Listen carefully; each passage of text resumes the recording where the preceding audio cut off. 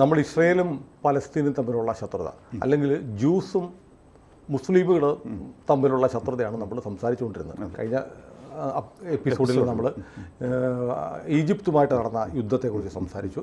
അതിൽ ഇസ്രയേലിൻ്റെ വിജയം, അൻവർ സാദത്ത് എങ്ങനെയാണ് പിന്നീട് ഒരു ഹീറോ ആകാൻ വേണ്ടി ശ്രമിച്ചത്, ഇതൊക്കെ നമ്മൾ പറഞ്ഞു. പിന്നീട് അൻവർ സാദത്ത് സമാധാനത്തിൻ്റെ പാതയിലേക്ക് പോയപ്പോൾ അദ്ദേഹത്തെ ഇസ്ലാമിക ലോകം തന്നെ തിരസ്കരിച്ചതും നമ്മൾ പറഞ്ഞു. അപ്പോൾ എനിക്കൊരു സംശയം, പക്ഷേ അതിന് ശേഷം ഒരുപാട് യുദ്ധങ്ങൾ മാത്രമല്ല, തീവ്രവാദി ആക്രമണങ്ങളും ഒക്കെ ഇപ്പോഴും തുടരുന്ന ഹമാസിനെതിരെയുള്ള പോരാട്ടം വരെ തുടർന്നുകൊണ്ടിരിക്കുകയാണ്. അപ്പോൾ അതിലേക്ക് പോകുമ്പോൾ ഒരു ചെറിയ സംശയം, ഈ ജ്യൂസിന് അവരുടെ ജന്മഭൂമിയൊക്കെ നഷ്ടപ്പെട്ട് ലോകം മുഴുവൻ വാണ്ടർ ചെയ്ത ഒരു ജനതയാണ്, അലഞ്ഞു തിരിഞ്ഞു നടന്നു.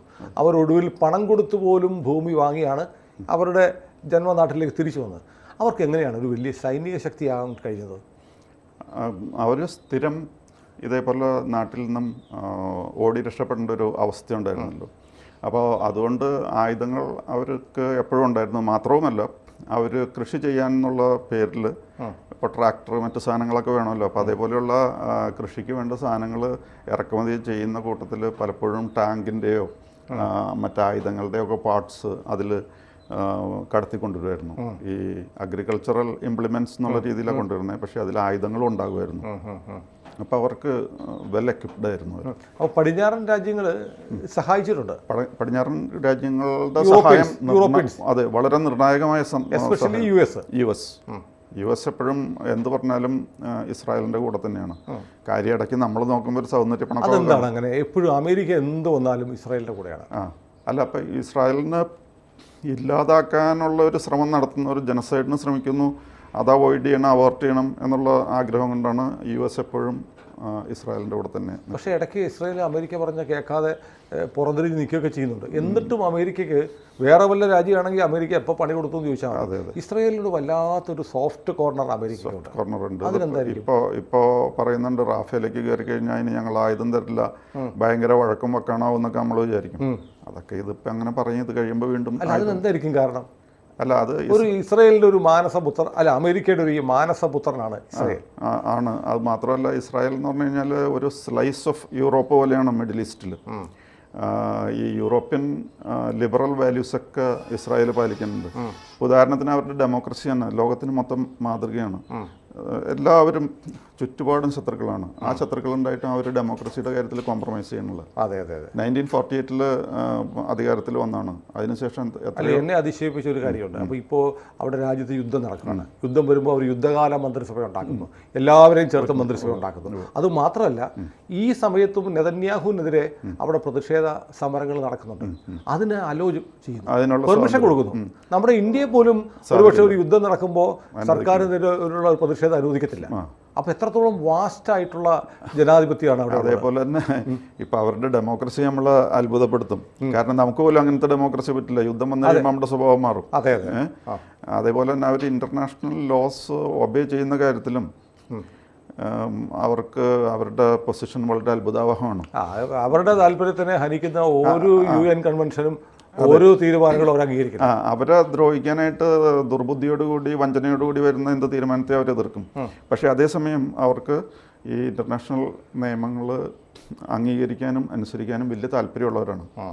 അതിൻ്റെ ഏറ്റവും നല്ല എക്സാമ്പിളാണ് ഈ അൽ അക്സ എന്ന് പറയുന്ന മോസ്ക് ഉണ്ടല്ലോ. അൽ അക്സ മോസ്കിനെ രക്ഷിക്കാൻ വേണ്ടിയിട്ട് ഇസ്രായേൽ വളരെ കഷ്ടപ്പെട്ടിട്ടുണ്ട്. അതായത് 1967 6 ഡേ വാർ നടക്കുന്ന സമയത്ത് കുറേ ജൂതന്മാർക്കൊരു ആഗ്രഹം ഉണ്ടായിരുന്നു. അതായത് 6 ദിവസം കൊണ്ട് മറ്റവരെയൊക്കെ അടിച്ച് തരിപ്പണമാക്കി തല്ലി തകർത്ത് കളഞ്ഞില്ല. അറബ് രാജ്യങ്ങളെ അതെ നിലംപരിശാക്കി. അപ്പോൾ ചുറ്റുപാടുള്ള ഇത്രയും രാജ്യങ്ങളെ തോൽപ്പിക്കാമെങ്കിൽ ഇസ്രായേലിനകത്തുള്ള ജെറുസലേമിന് അകത്തുള്ള ഈ അൽ അക്സ മോസ്ക് പിടിച്ചെടുക്കാൻ അവർക്കൊരു ബുദ്ധിമുട്ടില്ലായിരുന്നു. പല ജൂതന്മാരും അങ്ങനെ ആലോചിക്കുകയും ചെയ്തു, അതിനുവേണ്ടി ശ്രമിക്കും എന്നുള്ള ഘട്ടം വന്നു.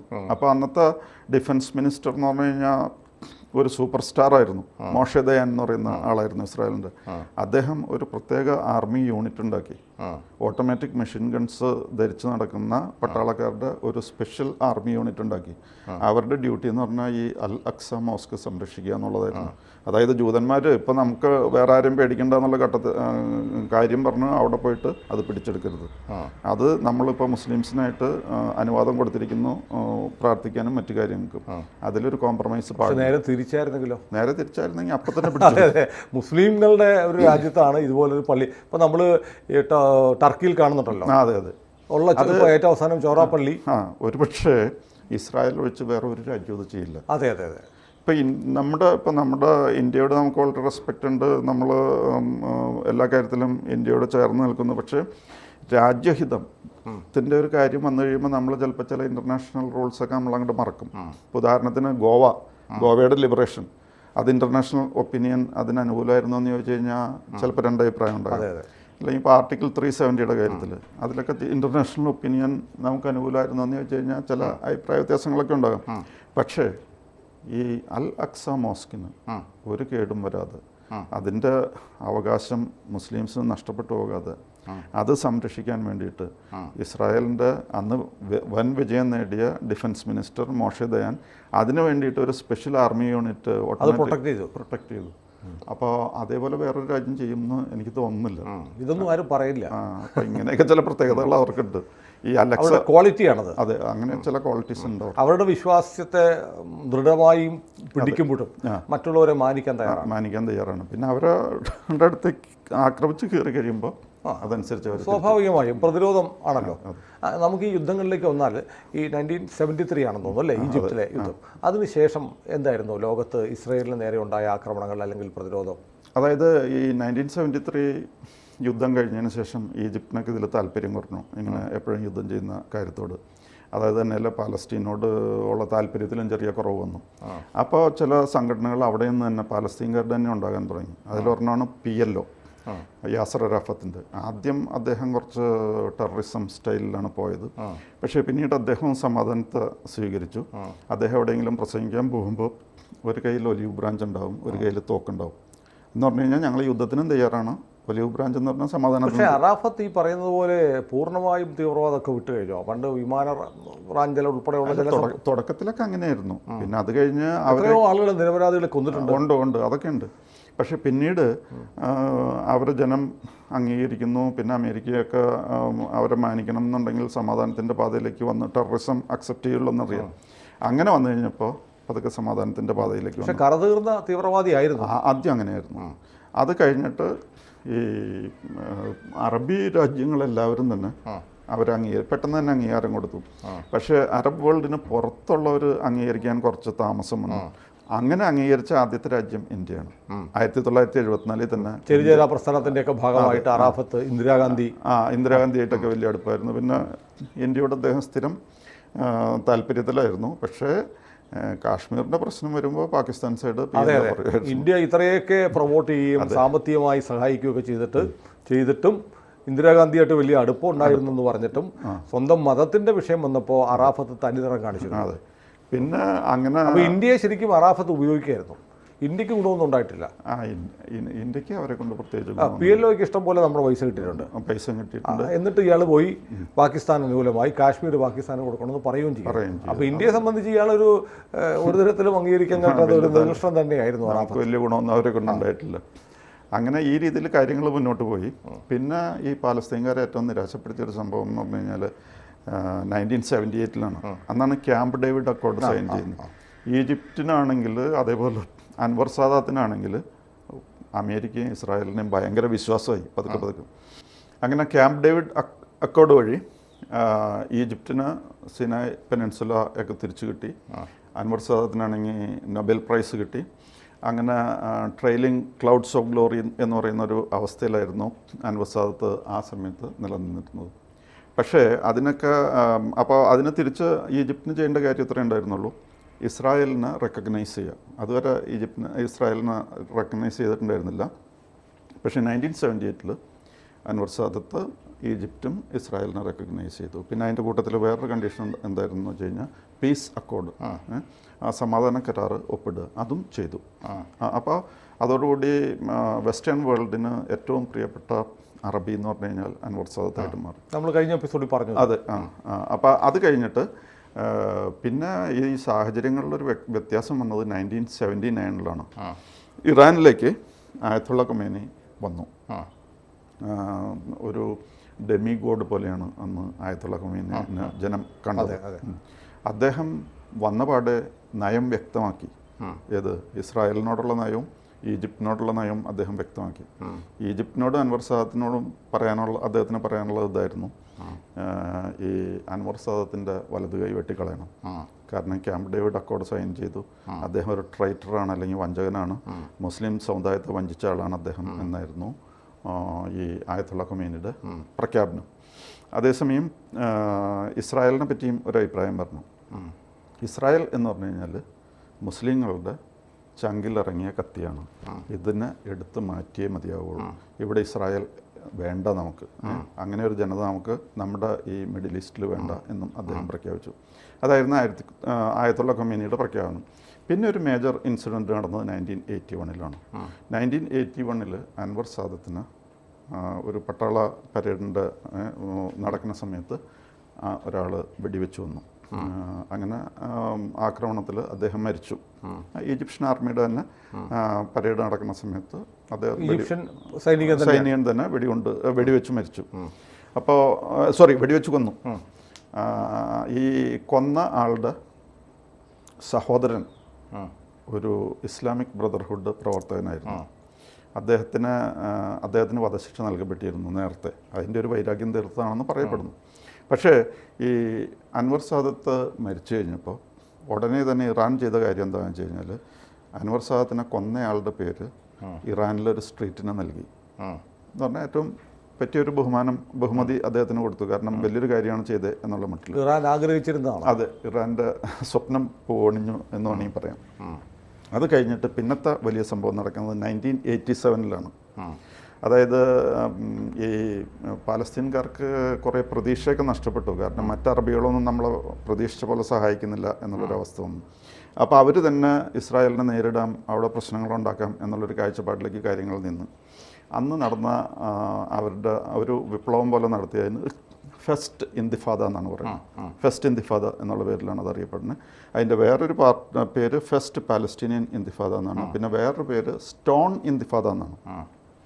കൂടുതലും അവർ കല്ലെറിഞ്ഞാണ് പലരെയും കൈകാര്യം ചെയ്യുന്നത്. അതാണ് ആ ഇന്തിഫാദയാണ് നമ്മുടെ കേരള യൂണിവേഴ്സിറ്റി പേരിട്ടത്. വിപ്ലവം, അക്രമാസക്തമായ സമരം. അതെ. അപ്പം നമ്മൾ ഇപ്പോൾ ഈ ഇന്തിഫാദയെ പറ്റി മനസ്സിലാക്കാനായിട്ട് ഫസ്റ്റ് ഇന്തിഫാദ അല്ലെങ്കിൽ സെക്കൻഡ് ഇന്തിഫാദയെ പറ്റി മനസ്സിലാക്കാൻ ഇന്തിഫാദ ഗൂഗിളിൽ സെർച്ച് ചെയ്ത് കഴിഞ്ഞാൽ കുറേ വരുന്നത് ഈ കേരള യൂണിവേഴ്സിറ്റിയുടെ അവിടെ അതിൻ്റെ പടങ്ങളൊക്കെ കാണിക്കും. എന്തായാലും 1987 ഫസ്റ്റ് ഇന്തിഫാദ നടന്നു. അതായത് ജബാലിയ എന്ന് പറഞ്ഞിട്ട് ഒരു റെഫ്യൂജി ക്യാമ്പ് ഉണ്ടായിരുന്നു. അവിടെ വന്ന ഒരു കാറിൽ ഇസ്രായേലിൻ്റെ ഒരു ആർമി ട്രക്ക് ഇടിച്ച് 4 പേര് മരിച്ചു. അതിന് ചൊല്ലിയാണ് ആ ഇന്തിഫാദ എന്ന് പറഞ്ഞാൽ അപ്രൈസിങ്, ഒരു വിപ്ലവം എന്ന് പറയാം, ഒരു മൂവ്മെൻറ്റ്. അങ്ങനെ അത് ഏതാനും വർഷങ്ങൾ നിലനിന്നു. പിന്നീട് കുറേ കഴിഞ്ഞപ്പോൾ ചിലർക്ക് തോന്നി ഈ PLOയ്ക്ക് സഫിഷ്യൻ്റ്ലി അഗ്രസീവ് അല്ല എന്ന് പറഞ്ഞിട്ട് ഹമാസ് എന്ന് പറഞ്ഞൊരു പ്രസ്ഥാനം തുടങ്ങി. ഹമാസിന് അധികം പേര് ശ്രദ്ധിക്കാത്തൊരവസ്ഥയായിരുന്നു. അങ്ങനെ ഇരിക്കുമ്പോഴാണ് അമേരിക്ക അവരെ ടെററിസ്റ്റ് ഓർഗനൈസേഷനായിട്ട് പ്രഖ്യാപിച്ചു. അതോടുകൂടി ഹമാസിൻ്റെ ശുക്രൻ തെളിഞ്ഞു. കാരണം അവർ ഖൊമേനിയുടെ മാനസപുത്രന്മാരായിട്ട് മാറി. അപ്പോൾ ഖൊമേനി ഇവരെ ഇറാനിലേക്ക് ക്ഷണിച്ചു. എന്നിട്ട് റവല്യൂഷണറി ഗാർഡ്സിൻ്റെ കീഴിൽ ട്രെയിൻ ചെയ്ത് അങ്ങനെ വന്നിട്ടാണ് ഇവർ ഈ ടണലുണ്ടാക്കലും മിസൈൽ വിടലും അതൊക്കെ പഠിച്ചിട്ടാണ് വന്നത്.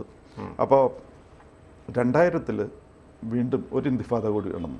സെക്കൻഡ് ഇന്തിഫാദ എന്ന് പറയും. ആ ഇന്തിഫാദയുടെ കാരണം എന്താണെന്ന് വെച്ച് കഴിഞ്ഞാൽ അന്നത്തെ ലിക്വിഡ് പാർട്ടിയുടെ നേതാവുണ്ടായിരുന്നു, ഏരിയൽ ഷറോൺ എന്ന് പറഞ്ഞു. അദ്ദേഹം ഈ അൽ അക്സ മോസ്ക് വിസിറ്റ് ചെയ്തു. ആ വിസിറ്റ് ചെയ്തപ്പോൾ ഇവർക്ക് എന്തോ പ്രകോപനം ഉണ്ടായെന്നൊക്കെ പറഞ്ഞിട്ടാണ് സെക്കൻഡ് ഇന്തിഫാദ തുടങ്ങി. അത് 4-5 വർഷം അതും നീണ്ടു നിന്നു. അപ്പോൾ അത് നടത്തിയത് മെയിനായിട്ട് അൽ അക്സ മോസ്കിൽ ഏരിയൽ ഷാരോൺ വിസിറ്റ് ചെയ്തതെന്ന് പറഞ്ഞിട്ടാണ്. പിന്നീട് മേജർ സംഭവം നടന്നത് 2002 മഹ്മൂദ് അബ്ബാസ് എന്ന് പറയുന്ന ആൾ അവിടെ പാലസ്റ്റീൻ്റെ പ്രസിഡൻ്റായിട്ട് തിരഞ്ഞെടുക്കപ്പെട്ടു.